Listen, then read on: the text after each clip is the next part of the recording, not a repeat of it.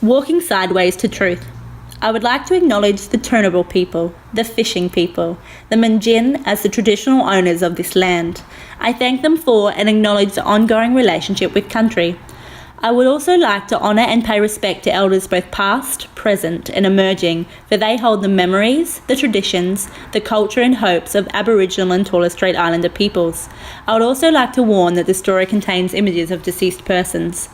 Trying to understand the truths about Indigenous Australian culture always makes me feel like I'm wading sideways, confused in my own perceptions, media portrayals and school learning.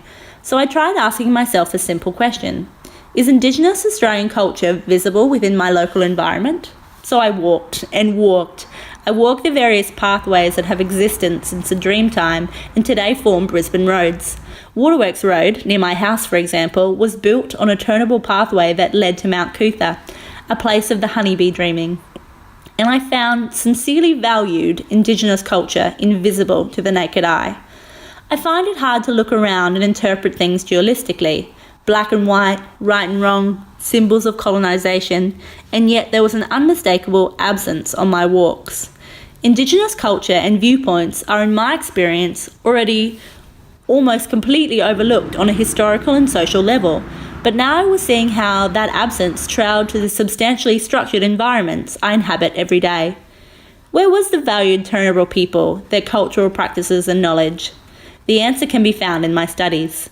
Aboriginal identity has been constructed by non-Indigenous people in a deliberate strategy to assimilate and integrate them for specific circumstances, and the impacts of these constructs on Indigenous Australia has been many. This can be seen in the differing viewpoints on the recent Commonwealth Games.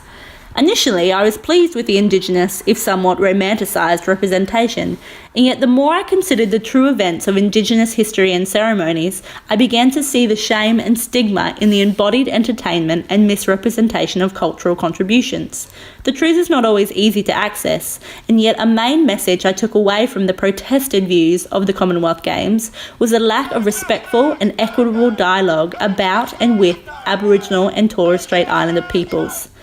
A layer of guilt runs deep in Australian identity, and yet when the teaching is broad, powerful, dominant, and constantly reinforced in everyday life, it is easy to accept.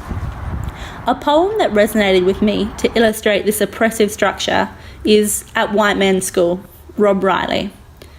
At White Man's School, what are the children taught? Are they told of the battles our people fought? Are they told how our people died? Are they told why our people cried? Australia's true history is never read, but the black man keeps it in his head.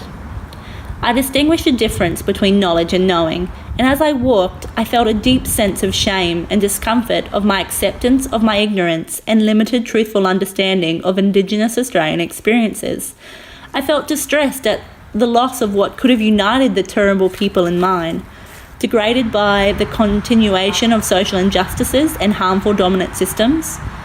And yet, there is something intensely satisfying about knowing the truth and no longer walking askewly sideways.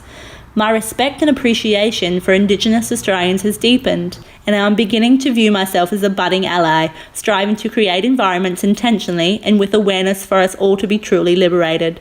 And so as I walk forward, I intend to consciously shift my guilt and unintended oppressive behaviours into constructive action.